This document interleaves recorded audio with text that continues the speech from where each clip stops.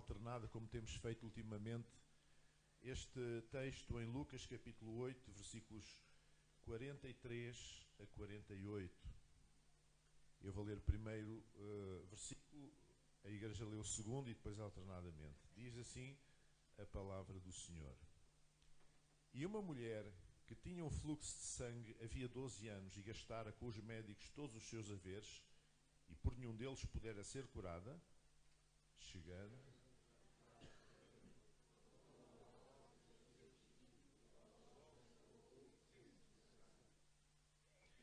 por trás dele. Vocês leram este, não foi? Ok. E disse Jesus: quem é que me tocou? E negando todos, disse Pedro e os que estavam com ele: Mestre, a multidão te aperta e oprime, e dizes: quem é que me tocou? E disse: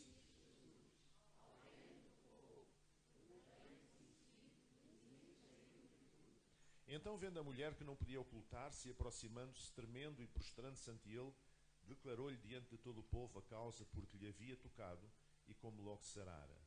Todos. E ele lhe disse: tem bom ânimo, filha, a tua fé te salvou, vai em paz. Amém. Podem sentar. Eu quero partilhar convosco esta manhã um texto que, apesar de conhecer desde criança, é um texto que tem falado muito ao meu coração nos últimos dias, e eu quero partilhar isso convosco. E de certa forma podemos dizer que o encontro desta mulher com Jesus, este encontro estranho, para usarmos a palavra encontro é um pouco estranho, porque eles não combinaram encontro nenhum, não é? É um símbolo, simboliza o nosso encontro com Cristo. E olhando para a história desta mulher e para este episódio, nós podemos ver que ele representa de forma muito clara o nosso encontro com Cristo. Primeiro problema desta mulher: ela tinha um problema grave e por isso estava muito fragilizada. Esta mulher tinha uma profunda necessidade. Estava profundamente fragilizada, estava com um problema sério. Há 12 anos que ela andava em tudo que era médicos, e os médicos naquela altura não eram como hoje. Nem havia máquinas, nem exames, nem complementares de diagnóstico, nem nada. Os médicos arrancavam dentes, os médicos faziam mesinhas, os médicos sei lá o que é que eles faziam. E nos últimos 100 anos, digamos, é que a medicina deu um pulo, um avanço espetacular. E quanto mais o tempo passa, não é? mais rapidamente nós vemos a medicina a ir mais longe e a conseguir coisas extraordinárias. E havemos de ver ainda coisas muito mais espetaculares do que até agora. Mas naquela altura eram os médicos que haviam. Ela gastou o dinheiro que tinha com os médicos que ela conhecia. Com certeza foi outras terras, ouviu falar que havia lá um médico bom e nada. Aquela mulher tinha uma hemorragia que não estancava. Aquela mulher devia estar anémica, com certeza. Aquela mulher tinha muitos problemas. Mas deixem-me dizer que na sociedade israelita daqueles dias, o que é que representava esta mulher ter um fluxo de sangue permanente? Em primeiro lugar, ela devia ter problemas conjugais graves. A partir do princípio que era casada, se é que o marido não tinha posto a andar, não é? Com certeza este sangramento permanente era um problema conjugal sério. Alguma coisa que não parava, que há anos que estava a acontecer. Por outro lado, ela também estava impedida do convívio social. Ela não podia ir ao mercado. Ela, quando passava, as vizinhas viravam-lhe as costas. Ela não podia ter amigos. Ela não podia dar-se com pessoas. Porquê? Porque do ponto de vista da lei de Moisés, no judaísmo, ela era considerada cerimonialmente impura. Era uma mulher que tinha de estar de quarentena, mas como aquilo nunca mais acabava, estava sempre de quarentena. Não é? Então estava sempre isolada das pessoas. Portanto, ela estava impedida do convívio social. E pior do que tudo, ela estava impedida de ter contacto com Deus. Porque hoje nós podemos orar a Deus. O Espírito Santo está em nós. Nós temos a palavra de Deus, acesso à palavra de Deus. Nós temos tantas coisas. Naquele tempo não. havia um centro de adoração que era o Templo de Jerusalém. E quem queria ter um encontro com Deus ia ao Templo de Jerusalém. Esta mulher não podia ir ao Templo de Jerusalém. Porquê? Porque estava cerimonialmente impura. Então uma pessoa que tivesse um problema, uma hemorragia, uma ferida aberta, enfim, que tivesse tido, uma mulher que tivesse tido uma criança há pouco tempo, alguém que tivesse tocado num morto, etc. Todas estas coisas, as pessoas ficavam impuras, tinham que fazer uma quarentena. E nós perguntamos, então, mas porquê? As pessoas impuras porquê? Mas que coisa tão parva, não faz sentido nenhum. Não faz muito sentido para nós hoje. Mas naquele tempo, as pessoas não tinham os conhecimentos médicos e sanitários que nós temos hoje. O próprio povo de Israel não entendia muito bem o porquê, com certeza, dessas pessoas terem ficado todas de quarentena. Mas a lei de Deus é uma lei que foi feita para preservar a saúde do povo de Israel. E nós sabemos que muitas destas circunstâncias podem ser perigosas por causa dos contágios e não havia sanidade, não havia os cuidados de saúde que existem hoje, não havia água corrente, não havia esgotos, digamos assim, sistema de esgotos, não havia nada disso. Então, muitas das deliberações das normas da lei de Moisés tinham em vista preservar o povo de problemas, de epidemias, de muitas outras coisas, problemas de saúde que pudessem advir deste tipo de comportamentos. Mas eles aceitavam isto porquê? Porque era Deus que dizia. E às vezes, irmãos, há coisas que Deus diz que nós não entendemos, mas nós temos que aceitar. Se é Deus que diz. Se é Deus que diz, nós temos que aceitar. Não aquilo que o homem diz, mas se é Deus que diz, nós temos que aceitar. Nós não estamos cá para cumprir apenas preceitos de homens. Há muitos lugares, muitas áreas do cristianismo, neste mundo de Deus, em que os homens impõem leis. São usos e costumes, são leis dos homens, são preceitos de homens, não são preceitos de Deus. Mas quando Deus fala, e se Deus fala de uma forma clara, então nós, mesmo que não entendamos o porquê, porque nós somos nós e Deus é Deus, ainda assim nós vamos obedecer. E era isso que o povo de Israel fazia. Então esta mulher estava privada de ter comunhão com Deus, de ter convívio social, comunhão com as pessoas e até ter convívio conjugal eventualmente. E se nós dizemos que o sangue de Jesus nos purifica de todo o pecado, é trágico, curioso, mas trágico, que o sangue desta mulher tornava impura. Irmãos, este sangramento representa o pecado. Era a maldição daquela mulher.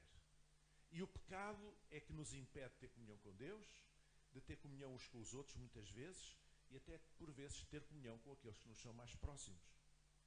O pecado afasta-nos de Deus e afasta-nos dos outros. Nós precisamos de desconstruir essa ideia religiosa de pecado. Há muitas pessoas que pensam que pecado é matar, é roubar, é dizer mal de falso testemunho, etc. Mas o pecado é muita coisa. O pecado é quando nós não alinhamos a nossa vida com Deus. Quando nós não temos a nossa vida alinhada com Deus, estamos fora de jogo. Estamos em situação de pecado. Pecado não é uma coisa que se faz. Pecado é uma situação em que nós nos encontramos, em que nós nos colocamos. A Bíblia diz que quem sabe fazer o bem e não o faz, peca. Então o pecado por omissão, assim chamado, também é pecado. Pecado não é só fazer coisas más, mas se eu sei fazer ou posso fazer o bem, tenho possibilidade de fazer o bem e não quero fazer o bem, recuso-me a fazer o bem, eu estou a pecar. E mais, quando nós não agimos por fé, agimos por outra circunstância qualquer, por vezes nós agimos com base em ressentimentos, ou agimos com base em sentimentos, ou agimos com base em reações, somos mais reativos. A Bíblia diz que quando nós não nos movemos por fé, estamos a pecar. O que não é da fé é pecado. Pecado é falhar o alvo. pecado é passar ao lado da vontade de Deus. O pecado é nós estarmos a nossa vida desalinhada com o propósito de Deus que Deus tem para nós. Então vamos desconstruir essa ideia religiosa de pecado. Mas simbolicamente, digamos que o sangramento desta mulher, a hemorragia permanente, representava o pecado. E a verdade é que a mulher não conseguiu resolver o seu problema pelos seus meios.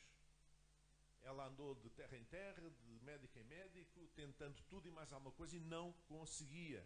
Não conseguiu, continuou com o mesmo problema. E, meus irmãos, o pecado não se resolve por esforços religiosos humanos, por muitas esmolas que se dê, por muitas boas obras que se façam, pelas rezas, por sacrifícios corporais, por interditos, aquelas proibições das religiões, não comer isto, não beber aquilo, não ir aqui, não fazer aquilo. Não é assim que se resolve o problema do pecado. Só há uma maneira de resolver o problema do pecado. É morrer para o pecado. Só há uma maneira de resolver o problema do pecado. É sermos crucificados com Cristo. Como dizia o apóstolo Paulo. Já estou crucificado com Cristo. Não vivo mais eu. Não é o meu ego que predomina. Mas Cristo vive em mim. Aí sim nós passamos a ter a nossa vida alinhada com Deus. E esta mulher não conseguiu resolver o problema. Mas ela ouviu dizer que havia um homem virtuoso, um mestre de Nazaré, que vinha àquele lugar. E como muitos outros ouviam falar de Jesus, cada vez que o tempo passava e havia milagres a acontecer, as pessoas ficavam mais e mais a sua atenção desperta para esse homem especial, esse profeta. E ela soube que ele vinha ali por alguma razão e ela foi lá. Ela encheu-se de coragem. Ela teve que lutar muito para ganhar coragem para se dirigir ao mestre. E mesmo assim a única coisa que ela conseguiu fazer não foi aparecer diante dele. Foi por trás, pelo meio da multidão, talvez até a rastejar, não sei, e conseguiu tocar-lhe, não nele, não teve coragem para tocar nele, mas tocou na ponta da túnica, na orla da túnica. E a Bíblia diz que ela foi curada na hora. Saiu virtude, saiu poder, e ela foi curada na hora. Aquela hemorragia se estancou e ela percebeu. Amém? E da mesma maneira como esta mulher lutou muito para ter coragem, para ir ao encontro do mestre, nas circunstâncias em que ela estava, também há muitos que lutam com preconceitos, com baixa autoestima, com vergonha, com sentimentos de indignidade, para chegar até Jesus e para lhe tocar. Há pessoas que não têm muita coragem para isso, né? Acham que são demasiado indignas. Há pessoas que não querem vir à igreja porque têm consciência que não têm a sua vida 100% em ordem. E então acham que são indignos. Há dois tipos de pessoas que não querem vir à igreja, entre outros. Uns são aqueles que acham que são melhores do que aqueles que aqui estão. E então dizem assim, eu não vou à igreja, eu não preciso. Vai lá fulano e anda a fazer isto, e fulano não sei o quê, eu não preciso, eu não faço essas coisas. Então são aqueles que são mais santos do que Deus. E então não precisam de vir. E depois há aqueles que acham que são tão indignos que não merecem entrar aqui dentro no lugar santo. Então, esta mulher era deste grupo. Ela achava-se indigna de chegar ao pé do mestre. Mas ela fê-lo. E da mesma forma, há muitos ainda hoje que têm problemas, seja lá preconceitos, seja problemas de autoestima que os leva a sentir que podem ser rejeitados. Mas, irmãos, isto é uma igreja inclusiva. Isto é uma igreja que recebe bem toda a gente. Se vierem um punk com uma crista, não sei o que assim, a gente vai receber. Eu vou receber, e acho que vocês também, né? Se vier um sem-abrigo, nós vamos receber. Nós vamos receber. Quem venha na expectativa de ouvir Deus falar à sua vida. Seja qual for o aspecto que a pessoa tenha. Amém? Esta não é uma igreja que rejeita pessoas. Esta é uma igreja que quer ser imitação de Jesus, que também não rejeitava ninguém. Então há pessoas que não vêm porque desconhecem o caráter de Deus, têm uma ideia de Deus, um conceito de Deus muito religioso, que lhes passaram algures no passado, no seu passado, na sua história. E acham que Deus é um Deus vingativo, é um Deus tipo pai tirano e tudo isso. Têm essa imagem, e não compreendem a graça, a misericórdia, o amor de Deus, que é a essência do seu ser. Deus é amor. Não diz que Deus é justiça, diz que Deus é justo. Mas aquilo que caracteriza a pessoa de Deus não é justiça, é o amor. Deus é. É a sua essência. Amém? Não diz que Deus é paz. Ele é o Senhor da paz. Mas não diz que Deus é paz. Deus é amor. A única coisa que diz que Deus é na Bíblia é amor. Deus é amor. E por isso, por desconhecer o caráter de Deus, muitas vezes as pessoas não se chegam a Ele. Bom, aquela mulher foi curada, tocou na orla do vestido de Jesus, foi curada. E o que aconteceu depois? Jesus disse, espera aí. Uma multidão à volta. Havia uma confusão. O Jairo tinha a filha quase a morrer, depois acabou por morrer, depois Jesus acabou por ir lá ressuscitá-la. Aquela confusão. E de repente aconteceu aquilo. E Jesus sentiu que tinha saído virtude e sabia muito bem quem é que lhe tinha tocado na sua túnica, porque ele conhece todas as coisas. Então ele disse, quem é que me tocou? Uma pergunta retórica. Claro que ele sabia quem é que lhe tinha tocado. E as pessoas que estavam à volta dos discípulos disseram, mas como é que tu perguntas quem é que tocou? Está aqui tanta gente, aqui todos, muita gente tocou com certeza. Não, eu sei que de mim saiu virtude. Houve alguém especial que me tocou. E aquela mulher sentiu-se que Jesus estava a falar com ela. Mas o que é que aconteceu aqui? Porquê é que Jesus disse isso? Porquê é que Jesus disse quem é que me tocou quando ele sabia quem é que lhe tinha tocado? Porque ele quis estabelecer uma relação pessoal e direta com aquela mulher. Amém? Ele não serve para ser apenas o nosso Salvador, para salvar-nos dos nossos pecados. Ele quer também ser o Senhor da nossa vida toda, o nosso companheiro de viagem. Ela podia ter tocado e ir embora, estava curada, maravilha, glória a Deus. Mas Jesus quis mais. Quis conhecê-la, quis que ela o conhecesse, quis falar com ela, quis abençoá-la. Amém? Essa ideia de vir a Jesus de uma forma instrumental, de uma forma interesseira, só para resolver um problema que eu tenho, não é o propósito de Deus. Jesus quer mais do que isso. Ele quer estabelecer uma relação pessoal e direta contigo, como quis com esta mulher. E perante isto, o que é que aconteceu? A mulher não conseguiu ocultar-se. E acabou por, chorando e tremendo, aparecer à frente dele, ajoelhada. Fui eu, Senhor, aconteceu isto assim, assim. Veja no versículo 47 o que é que ela disse. Então, vendo a mulher que não podia ocultar-se, aproximou-se tremendo e prostrando-se ante ele, declarou-lhe diante de todo o povo a causa por que lhe havia tocado e como logo sarara. Ninguém se consegue esconder de Deus. Ela chegou à sua presença, à presença de Jesus, à sua frente, tremendo. Não importa se tu vens a tremer à presença de Jesus. Apenas vem. Ousa. Tem coragem. Seja porque ainda não conheces Jesus como Salvador, seja porque já conheceste e na tua vida alguma coisa aconteceu que fez com que tu te afastasses dele. Agora tens medo. Agora talvez te disfarces no meio da multidão. Ainda assim sabes que ele tem virtude, tem poder. Talvez ainda vás no meio da multidão disfarçado por trás, tocar apenas na orla do seu vestido, sem coragem para tocar nele. E ainda assim Deus vai responder à tua necessidade. Mas Deus quer ter comunhão contigo. Ela teve que aparecer ali diante dele, olhá-lo e ele olhar para esta mulher. E o que é que aconteceu? Quando ela fez isto, diz aqui no versículo que ela declarou-lhe diante de todo o povo a causa porque havia tocado e como sarara. Ela foi dizer, ó Senhor, eu toquei-te porque eu tinha este problema assim, assim. As outras pessoas todas a ouvir. Ai, que vergonha.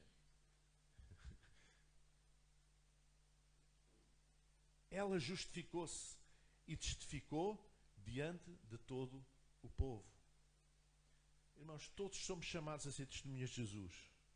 Não de uma forma constrangida, não constrangidos, não obrigados, um pouco como esta mulher foi aqui nesta circunstância, mas voluntariamente. Amém? Voluntariamente. Meus irmãos, vamos concluir. Mas a intervenção de Jesus ainda não terminara. Ainda não terminara. Agora a mulher ainda tinha direito a receber ânimo e paz. Amém? Não foi apenas uma circunstância de curar. Ele quis que ela viesse ali à frente para ter comunhão com ele, e ele com ela, mas porque a queria abençoar. Ouça, Deus tem ainda mais para lhe dar. Você pode estar a viver das experiências do passado, daquilo que Deus fez consigo há 10 anos, há 5, há 15, há 40. Não interessa, Deus ainda tem coisas novas e maravilhosas para lhe dar. Amém? Deus ainda quis dar-lhe alguma coisa. E deu-lhe alguma coisa importante. Deu-lhe ânimo e paz. Versículo 48. E ele disse, tem bom ânimo, filha. A tua fé te salvou. Vai em paz. Aquela mulher precisava de cura física. Enfim, já a tinha.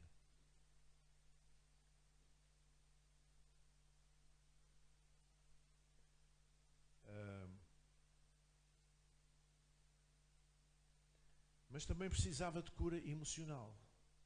Tem bom ânimo.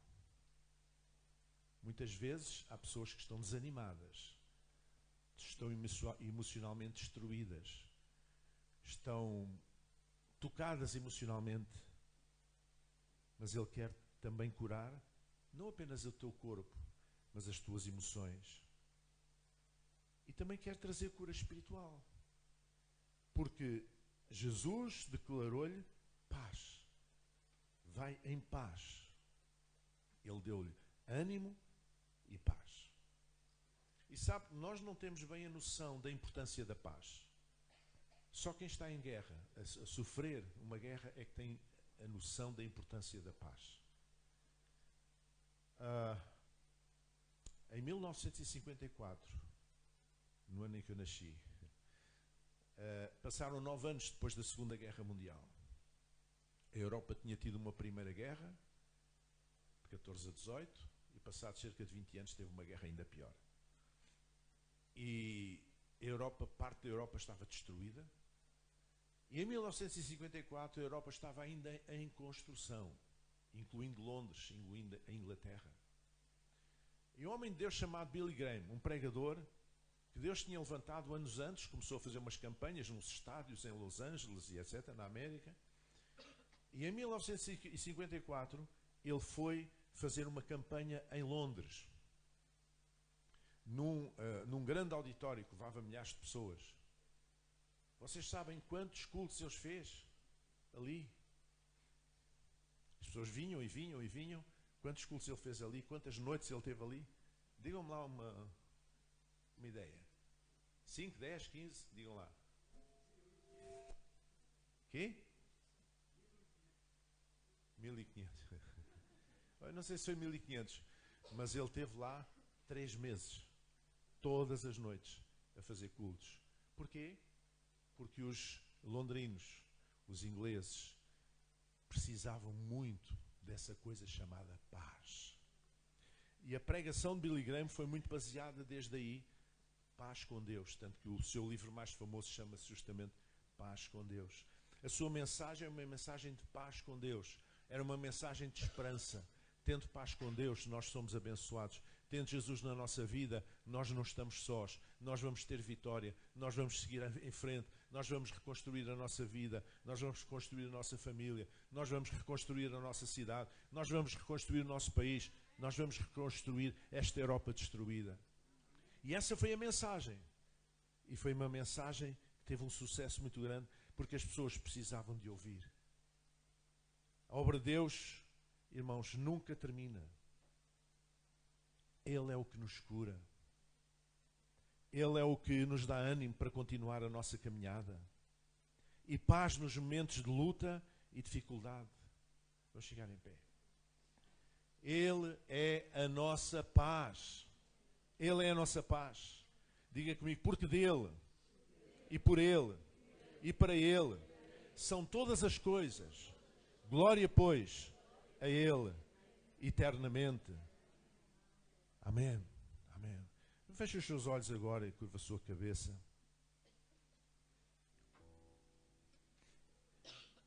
Esta manhã eu quero orar por, mesmo no lugar onde estamos,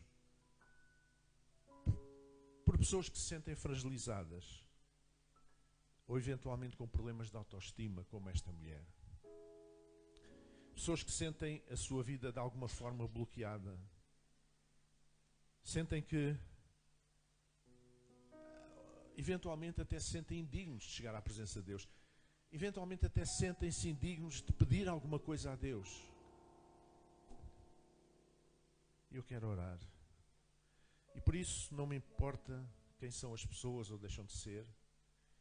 Eu vou-vos convidar a pormos a mão sobre o nosso coração. Todos nós, todos, pôr a mão no nosso coração. E se tu estás nessa circunstância de fragilidade, se tens problemas de baixa autoestima, se achas que Deus não quer saber de ti, se achas que Deus já não te ouve, ou que nunca te ouviu, se as circunstâncias da tua vida levam-te a pensar que já não há uma saída, eu quero te dizer, esta mulher talvez pensasse assim, mas ela encheu-se de coragem e foi ter com o Mestre.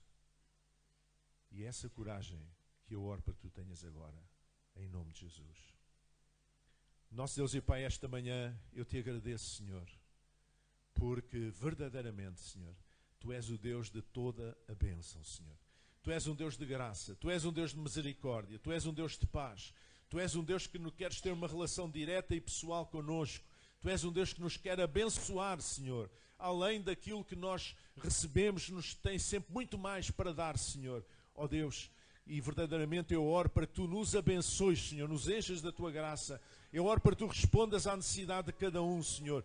Se alguém se sente fragilizado, de baixa autoestima, acha que não merece o Teu olhar, a Tua bênção, não merece que Tu estendas a Tua mão, eu oro, Senhor, para que verdadeiramente esse sentimento seja erradicado, esse pensamento seja destruído, agora em nome de Jesus, e ela possa sentir a Tua graça, a tua graça vir sobre a sua vida, Senhor, verdadeiramente, que ela possa sentir a Tua bênção, Senhor, aquilo que Tu tens para dar, Senhor, muito mais além daquilo que nós podemos pensar ou pedir, Senhor, como está escrito.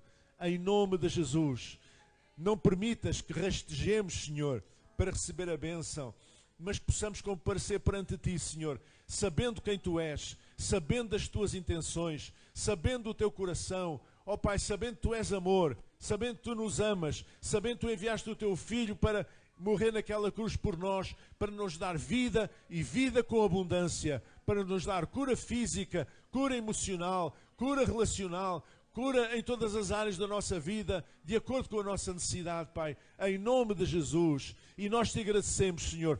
Tu és um Deus de amor, um Deus de graça, um Deus de abundância. Te agradecemos, Senhor, por tudo aquilo que nos tens dado e por tudo aquilo que ainda nos vais dar, em nome de Jesus. E todo o povo diz: Amém, amém, amém. Guarda esta palavra no seu coração. E quando vier um pensamento negativo, pensa, tu não mereces. Diga, em nome de Jesus, eu repudio este pensamento. Eu sou amado de Deus. Deus ama-me. Jesus Cristo morreu na cruz do Calvário por mim, não apenas para me salvar dos meus pecados, mas para me abençoar com toda a sorte de bênçãos espirituais nos lugares celestiais em Cristo Jesus, mas também para me abençoar materialmente, para me abençoar nas minhas relações, para me abençoar a minha família, para me dar paz, para me renovar o meu ânimo. Em nome de Jesus. Uma semana abençoada com ânimo e paz.